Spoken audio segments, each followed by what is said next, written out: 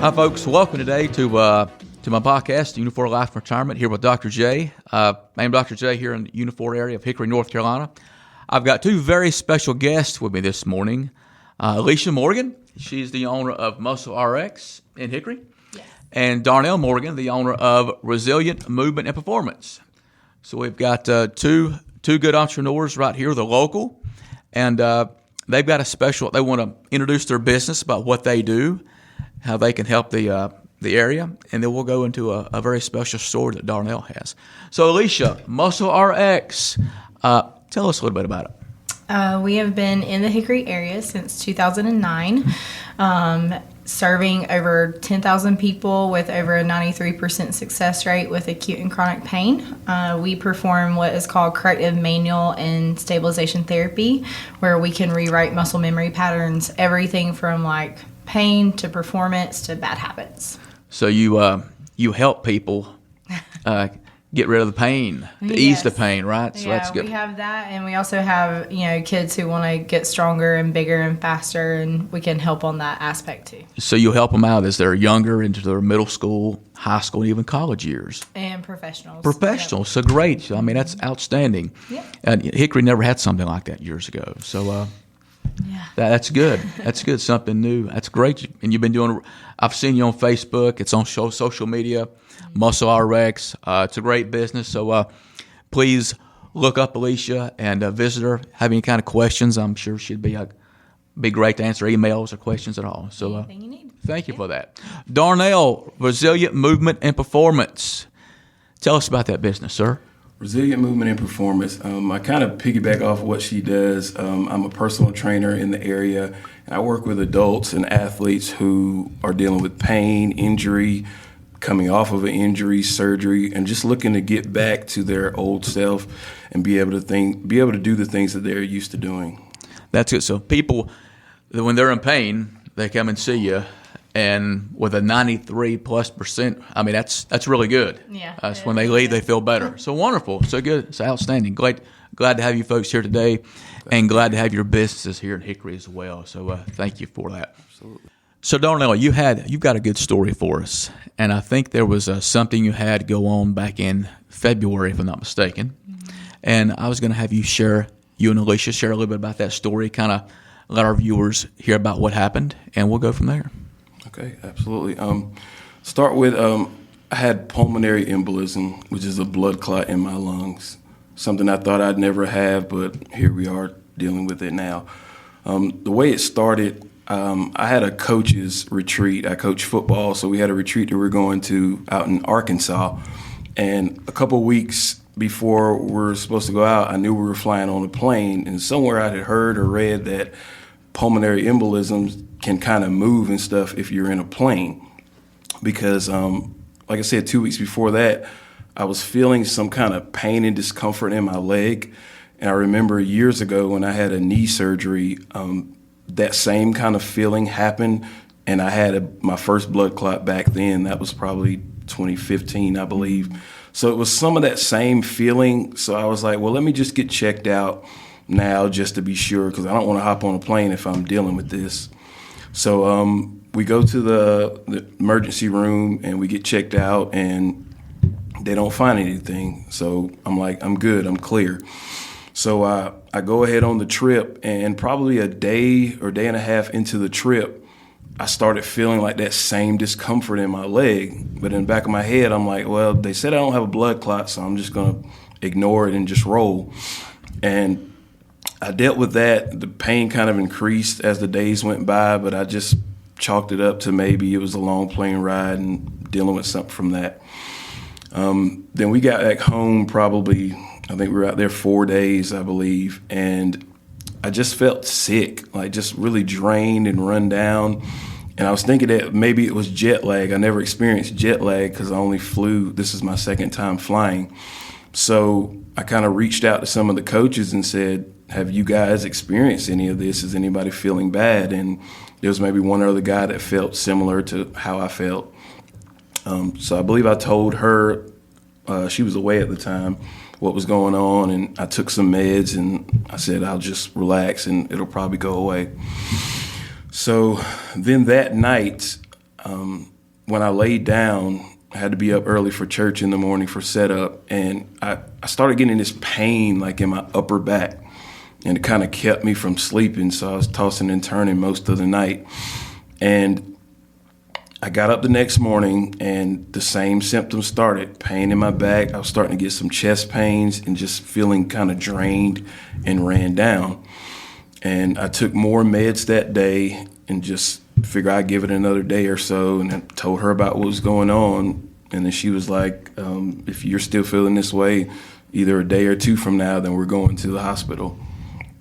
So a couple of days passed by, and I'm still feeling that same type of stuff. So we're kind of going back and forth trying to figure out what it could be. Of course, I'm Googling and looking up stuff on the internet. And we gathered that it may be related to a gallbladder, I believe it was. Well, yeah, it was. So, timeline. He got back that Saturday. I was on a work retreat as well, and I was coming back on Sunday. In fact, we actually met at church that Sunday, and we were coming home. It was Monday that we actually went to the doctor because he came back that Saturday morning. And so like all day Saturday I wasn't there, and I was just like, okay, what's the easiest medication to give him, which would be like either Tylenol or like Motrin, Right. And to me, I tend to lean more toward like the ibuprofen just in case something was like happening that was like clot related, something to that extent or whatever. I was thinking more like platelet, Right. And so whenever he did try Tylenol first, because that's all we had in the house. So he tried Tylenol first and it didn't touch anything. And then I noticed even at church, like he had to get up and walk out of church, which is unlike him. And whenever he left, like we hadn't really talked as far as like, he just said he was feeling bad, just like a guy. And, Right. Shrug it off. Not really like tell everything Right. that was really going on. And so whenever he got up and walked out, and I was just like, like maybe it's digestive, maybe having, like issues or whatever. And then whenever we got home, he was just like, it's hard to like really even take like a full breath. It's, like there's pain. And what he thought was like upper back, like whenever he really pinpointed it, it was actually like more on like the outside of his rib cage. And, and it was just like radiating up and down, and, like doing what I do, I was like, okay, well, maybe he pulled a muscle or he did something like that. And as soon as I started like palpating and like feeling on him, I even like put him on our bed and I was like, turn this way and turn that way, like testing him and stuff as best I could without any, Right. stuff. He like nothing was touching the pain. I was like, this is not muscular by any way, shape, or form.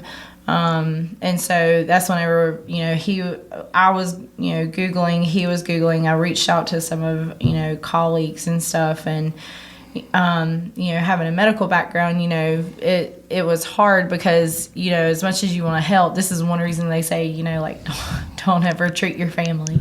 Right.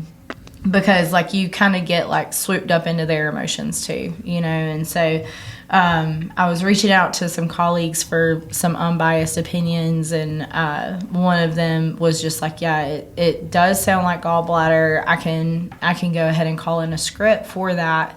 Something stopped us from actually going and getting that script. Like something happened during the day to where we couldn't make it in time. And so I was like, okay, I'll go and get it tomorrow. But lo and behold, I had reached out to another colleague that didn't really text me back at the same time the other one did.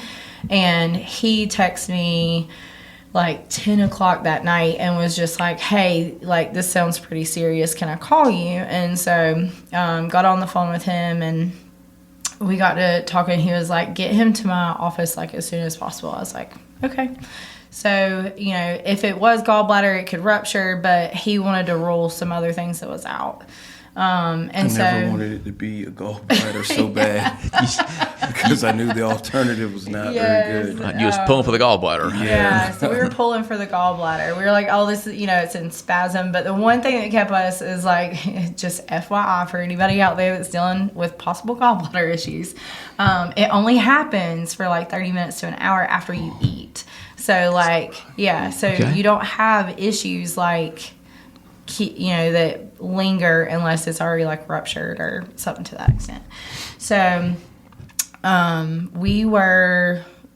he ended up sleeping on the couch. I slept on the other couch because I wasn't leaving his side at this point. I was just like, okay, we're going to make it through the night and get him there. And again, just thinking it was something simple, but it's an easy surgery. Like if it is, like this is really easy. Like it's fine. Like so we went to Dr. DeSantis. I won't give him a plug because he is hands down probably one of my favorite doctors out there. I like him a lot. My favorite too now. Yeah. Good for Dr. DeSantis. Yeah, Dr. Shout out DeSantis. Dr. DeSantis. So Dr. DeSantis met us at the at his office honestly right before it was opening. Really? And he was just like, hey, let's get you checked out. They did a chest x-ray and they were like, okay, we see inflammation in the area. I see x-rays day in and day out, of course, looking at like bones and, other things that are out of place, not necessarily looking at structures like lungs, inflammation, things like that. So he was just like, okay, I'm going to run one more test. And I was like, all right. So he went and done a blood test, and it was called a D-dimer test that like tests the proteins in the blood. And they told us, they were like, okay, so a bad score is like, 500, at worst 700. And it said it'll come back in about an hour, just hang around Hickory and we'll bring you back. It could be one of two things. We ruled out gallbladder. We think it's either pneumonia or potentially a blood clot. And so they were like, but before we even get you a CT, which is like thousands of dollars, let's at least do this test. And so we did the test, and we were over at Muscle RX. Yeah, we were kind of, I think she was working or something. And I was in my office waiting just for him to call. So I'm laying on one of my tables, and it seemed like it took forever. It was about maybe an hour. And I was just hoping that this would just be pneumonia, because I've heard about and read about pulmonary embolisms and, how fast they can literally kill you and take you up out of here. So I'm waiting on the call. He finally calls, and I was standing up, just kind of pacing back and forth, waiting for him to get to the point, because he was talking about other stuff, and I wasn't really hearing that at the time. And finally, prepare you for the blow. I guess he was preparing me, and he was like talking about the D-dimer test, and he said normally an elevated number would be 600-700, and that mine was 14,000, which and was it's 28 times the highest that he'd ever seen, and that I probably have a massive blood clot, and I needed to get to the emergency room immediately. And from that point, it's like your body just goes numb. I didn't really hear anything else he was saying. He was still talking, but I had kind of checked out after he told me that. And so I was just trying to go in the office to get Elechia, and she was in the middle of something, and I was like, you need to talk to the doctor. He's got to tell you what's going on. And I was waiting for her to come back, what seemed like the longest time ever. Oh, it was from the time I heard that call and getting up. So I went back out there because in my mind she wasn't coming fast enough, and I was like, I need you to come talk to him now. And then I gave her the phone, and I just kind of sat on my bed or table in the office, and the doctor's talking to her, and I'm just looking at her face, and I can kind of see her facial expression start to change. She's starting to get emotional. She's starting to cry, and I'm like, oh crap, this is real. that's when it really got real for me, because she's usually one that, she takes the hard news like that, and she's pretty good about it. But when I saw what the news did to her, like I said, I just kind of shut down. Everything was numb. I couldn't really hear anything. The only thing I could think of, kind of like in the movies, when like a bomb goes off, right, and then that ringing sound is in your ear, but you can't really hear anything else. That's how it was for me. So we got in the car, and I'm just laying back looking up at the sky, and she's driving and crying, and she's calling my mom and telling that she needs to get here. And it was probably the longest ride I've ever took in my life, going to the hospital. Yeah, it was, coming, like I said, from a medical background, you hear a lot of things. You go through a lot of training, and,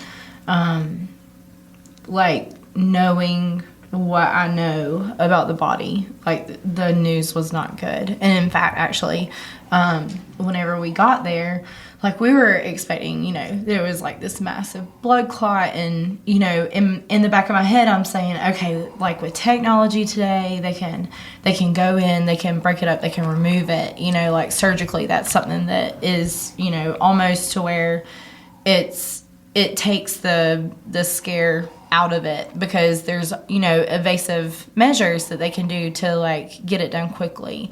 And if it's a really massive blood clot, it's not moving, it's not going anywhere. It's just going to be there, and, it's going to restrict blood flow and can create others.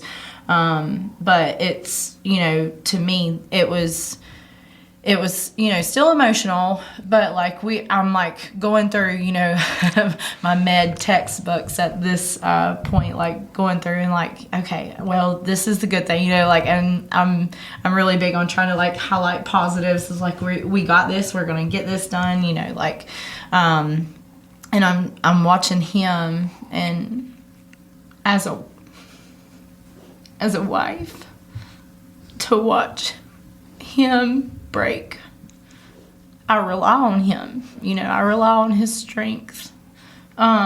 He's the logical one. He's the one that holds things together, and usually when everything's going crazy in life, he's the one that's just sitting here, he's the steadfast. He's the one that's immovable. Right.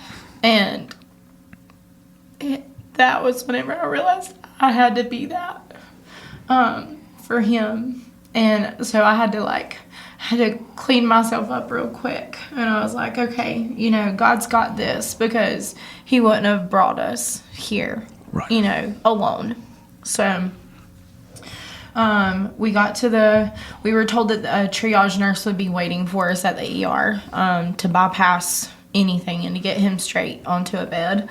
And that didn't really work or pan out as well as we thought. There was a long line whenever we got there, and he's sitting there, and I'm just they literally said the triage nurse would be waiting for us, and of course she was, but she was waiting in another room, to get processed and everything. And you could see her start to peek out. But the lady that was taking everybody, she kind of was shooing me to the back or whatever, and I was just no, I'm not having this. I was just somebody's here waiting for us. So I kind of almost stormed. Right. I was storming the forces at that point, and then we finally got him back. And they were taking his blood pressure and everything, and I was getting antsy, and I was guys, I know that you have to do this, but I need you to get him quickly to a bed. He's not supposed to be moving that much more than what he is right now. And I was definitely not one of their favorite people that day. As soon as we got him to the bed, and I was okay, finally, we're here at the hospital, they're going to confirm, the blood clot, and then we'll hear measures. And I was just waiting for, them to say, okay, he needs to go into surgery. We're going to, break this up and get him admitted and all of this. And so they came in, they hooked him up, got IVs in him. I think, that was probably for me the longest wait. Everything else was pretty standard and like rush time, and I know like for him that was like the time that it was like slowest, like was getting the results. For me was having the ER doc come in there, and she was great. Like she really was. She was very like on it. The nurses were coming and checking on him like every 5 minutes. And so they finally rolled him back to CT, and whenever they came back out, at this point, the DeSantis, he was just like, Elechia, you may want to go ahead and start making arrangements to get your kids. And I was like, okay. So I heard that, but I didn't hear it. And then the doctor came back in. They rolled him back in.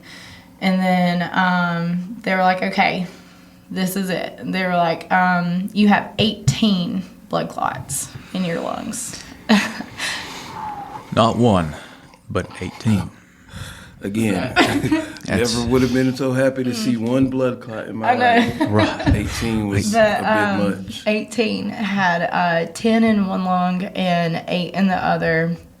And they told us that there was 0 surgical options to do anything because the clots were over the arteries that would feed to his brain and to his heart. So if they even tried to move one of those clots, dislodged it, whatever, it was going to be heart attack, stroke, or aneurysm. So they were like, at this point, we're going to have to wait and see. And, like, where they're located is probably one of the most dangerous areas. We're going to get started on heparin, but even that is, like, a waiting game to see if it will work in time because we're almost past the point of that. And so I walked out. I'm sorry. No, you're fine.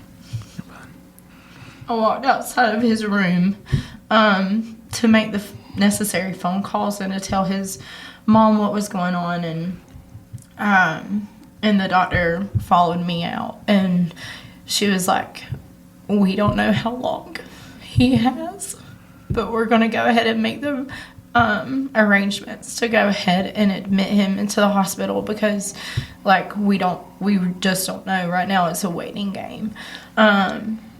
And at that point, I was like, I may actually lose my husband today. And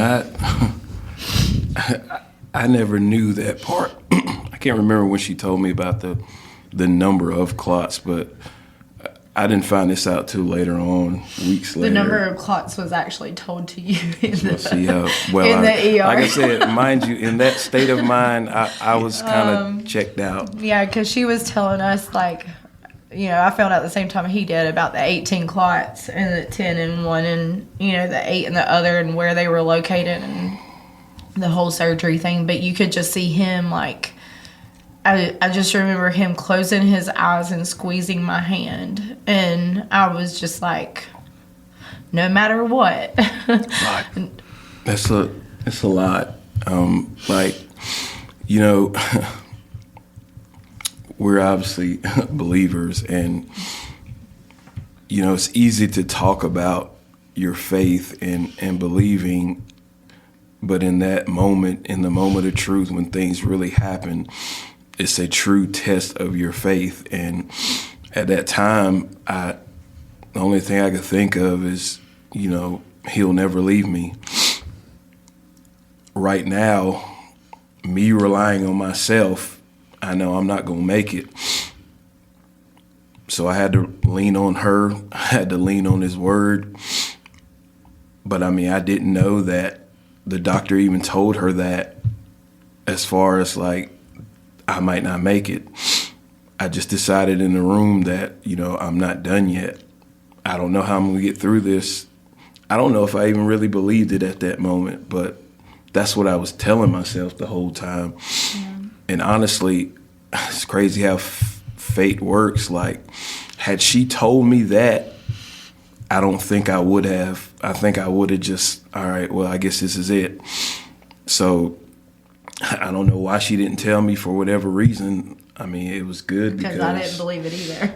I don't think, had I heard that piece of news, I probably would have lost it, broke. So, and I already saw how broke he was, just in spirit of where, like, you know, we get to this age and you just, you know, you're still young. You don't think that stuff like this is going to happen. You know, we have 3 kids, you know, 18 and 13 and 12.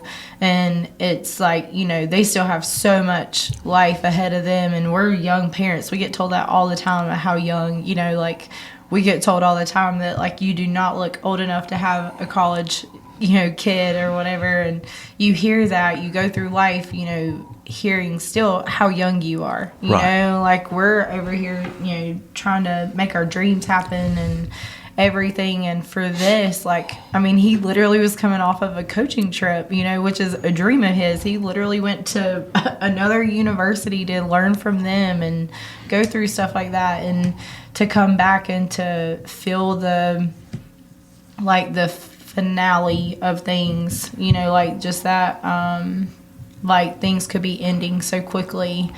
And, you know, we've been together longer than we've been apart. You know, we're 20 plus in, and I couldn't imagine life without this one. And it was crazy because, you know, like 6 months prior, God really had me on my knees in November. Like it was crazy. Like he took me to dinner. He was like, we got to talk. He took me to dinner, and it was before all this ever happened. And he was just like, I don't know what wife I'm getting, you know, because of how many changes were being made. And little did I know that God was preparing me for that moment. And little did I know that, you know, I was going to have to truly like put my faith to the test. And, you know, it was hard that I could feel the human, you know, the doubts and all the things that came. And I looked at him literally as soon as I came in there, and I was like, I need to know where you are with Jesus. Like, I'm not joking. I like grabbed his hand and I looked him in the eye. I was like, I need to know where you are. And he was just like, I'm good. Like, it's a lot, but I'm good. And I was like, okay, well, as long as that is good, like we can fight from there. We can fight from there. And so we finally got admitted into the hospital, and you know, it again, the kids came right before he got admitted. I had a friend of mine who, oh, thank the Lord for great friends. She ended up like, she was in the middle of like preparing a closing, I think, and literally stopped everything she did. She dropped everything, and she was just calling me to see if like my son needed a ride after a practice or something. And I like broke down as I was moving the car out of the ER, and I told her what was going on. She left everything. She was like, what do you need? And I was like, I need my 3 kids up here with me. Like, I gotta break the news. And so but they it was, that was the hardest, was to tell them like that we don't know if their dad's coming home, and to watch my oldest and my middle, they broke down like immediately. They were just like, this is not happening. But my youngest, oh my gosh, Caitlin, she is the strongest little girl I ever seen in my life. She literally, like, she's just like, nothing is happening to my daddy. It was like very, very firm in that. And it was so funny because the other 2, like, I got the tissue and I was giving it to Caitlin, I was giving it to Mackenzie and to Rylan, and Kenzie took an extra one to give to Caitlin. Caitlin pushed it away. She was like, I don't need it, I'm not crying. She was just like, and it was the funniest and the most powerful thing ever, I think, that I've ever seen, was to watch my youngest just to have that faith, and was just like, my dad is coming home. And like, it was absolutely, you couldn't tell her anything else. Like, and the other 2 were just like being hit with the reality, being hit with everything, you know, and the emotion. And she was just like, nope. Faith of a child, right? Faith of a child. Faith of a child. So this thing that you had, Darnell, pulmonary implosion. Did I say it right? Embolism. Yeah. It could turn into a heart attack. Is that correct? Or even cause a stroke. Those things, it's not on our bucket list, right? Those things are not on our calendars to ever have those things. I mean, especially, those things that we just described that happened to Darnell. I'll even go, you said 18 blood clots? 18. I'll bring it down to half. 9 blood clots. That happens to somebody that's older, right? Maybe somebody that's not. You would think, That's right? what they say. Darnell, you're under 40, right? Yes. 39 to be exact. 39. You're right there at that almost 40. It just doesn't happen to. We're not thinking it's going to happen to people our age. Right. But God had other plans, right? If He brings you Thank to it, He'll bring you through it. Thank goodness for that. And that's what I try to get a hold, and I try to communicate to folks that we don't know if something could ever happen, right? Tomorrow's not promised. It never is it, Elechia? We hope it's going to be a nice sunny day. It's what the weather calls for. But, let's face it, that's one job, being a weather forecaster, I've never seen anybody get fired for, predicting the weather wrong. I've never seen a weatherman or weatherwoman get fired for predicting the weather's wrong. Not yet. But life can deal with us, different obstacles from one day to the next. And with that in mind, one of the products that I talk a lot about that I have is the living benefits that I have with Transamerica. And, it's not something that can cure cancer, that can cure a heart attack or a stroke or a lot of illnesses. But it's something that I have found that a lot of people like to have as a shock absorber. That if it did happen to somebody our age, younger, even older, if they've got something like that in place, if somebody had that could protect their family financially, do you think something like that would be beneficial to people? Oh, yeah. Absolutely. Yeah. That was the one thing that I will say, looking back, we even had a conversation, coming home from the hospital, and I even looked over it and told him, I was just like, it wasn't fun preparing for your death, but if something was to happen, we were good, we were prepared, and we had things in place to help with that, and that we would have been okay, and I think that as him being the head of our home, that's something that he probably honestly takes peace in knowing that we have that in place, and you're right, having a policy like that it can mean, financial life or death. What would you say to the folks out there, Elechia? The folks that are out there that, again, they're our age, right? They're our age. I just turned 49 back on Sunday. I'm 49 years young, and it was the age I've always wanted to be. Hopefully next year I'm going to see 50. But as we talked about, it's not guaranteed. But for folks our age and younger, folks in general that think that, what, by the way, that was a touching story. It was emotional, and it was real. That's what I like about it. For the folks out there that think that, it's a terrible thing that happened, but it'll probably happen to somebody down the street. Maybe somebody I know. The bullseye will never be on me. What would you say to those folks that could be thinking that may be putting something off like life insurance or getting a good policy that will be there for them? What would be your advice to them folks today that could be thinking that? Well, usually if you think that it's not going to be you, then you might want to start preparing, because it usually is. Because that's the number one thing that everyone says is, I didn't think that this could happen to me. We see people day in and day out. In fact, actually, we just had a friend that passed that was, our age, that never would have thought that was to happen to them or to their family. And I think that's one of the things, is just you have to prepare. You have to think like that. You have to, make sure that your loved ones are going to be taken care of. And Is it financially a burden? Sometimes, yes, it is, but it's also a risk that, you're willing to take, or if you're willing to take that risk, then you are risking the consequence of not having it. Right.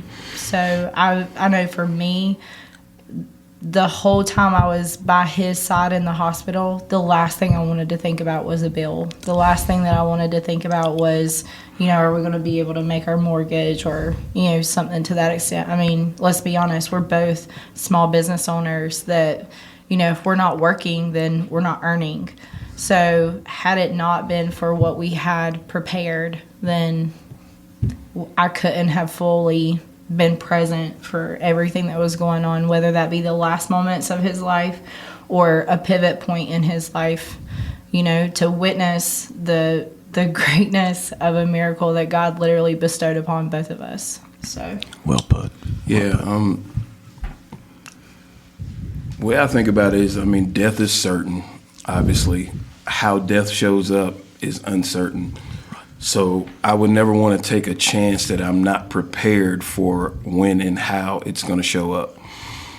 So we all know somebody, a friend, family member who has died early, suddenly from this unknown thing. So why we think that we'll never be that friend or that family member that could experience that is crazy to me. So it's just smart. I think if something happened to me, I definitely want my people to be taken care of. So I'm going to do everything in my power to put things in motion that will ensure that that's going to happen. Right. Well put. So Darnell, this happened in February. We're here, right here toward the end of August, creeping into September. You're here with us. So God had other plans, right, Elechia? Yeah. He wasn't done with Darnell. Well, it's actually funny you say that. So the first 24 hours, they were like, this is going to be hit or miss, touch and go. The second 24 hours, like literally leading into the 48, it actually got worse. And to the point to where, like, even the nurses were blasting praise and worship music with us just to keep his spirits up and where they needed to be. And then that third day, he made a turn, and they were like, "Yeah, he might be here for another 2 weeks, but like we're seeing some promising numbers." And then he literally walked out of the door of the hospital on the fourth day. So. Yeah, we got to witness God work a miracle in him, and we seen such a outpour from our community. We had churches that were shutting down literally just to do prayer nights for him. There was probably over 6,000 people that were just praying steadily and heavily for him. Definitely. Like I said, had it just been me having to rely on me, I don't think I ever would have made it through it. Between the hospital staff, my wife, my kids, friends and family, that's what got me through it, because I think on night 2, like she said, night 2 was probably the worst night. Because of the medicines I was taking, I couldn't take pain meds. So I was having to do exercises to bring my lungs back online. And while my pain meds were in me, I was doing a lot of the work. But when the pain meds wore off, the effects from the work I did on my lungs, it was probably the worst pain I ever experienced in my life. And if there was ever an easy button to where I could say I'm checking out right now, I probably would have hit it that night. And like I said, the only thing got me through is literally all of that. She probably didn't know this, but I think the first night I woke up in the middle of the night, and there she was listening to worship music. And one of the songs, it was saying that your story's not over. Your story's not over. Amen. And I just kept playing that in my mind. And like I said, 3 days later, I walked a little bit, and then I walked up out of there. Elechia says something about that earlier, about on the third day. Yeah. And then you said something about that third day, right? Right. Right. So that is, that's an outstanding story. It's a real story, and it's true. It hits home because of the faith you have, right, with what you have in place. And I thank you so much for coming here today and sharing your story with not only me, but with a lot of people that are out there that are viewing this podcast, because there's so many out there. And, we've all been there. Life happens. And let's face it, life's quick. As I said earlier, I'm 49. I truly believe it seems like that there's not enough time in a day. But when I look back, back in the 80s when I was a young lad, a high-spirited lad, there was still 60 minutes an hour, 24 hours in a day, and 7 days a week. Mm-hmm. Seems like when you're younger, nothing's ever fast enough. Mm-hmm. You get older, and you think, man, when's it going to slow down? So life happens.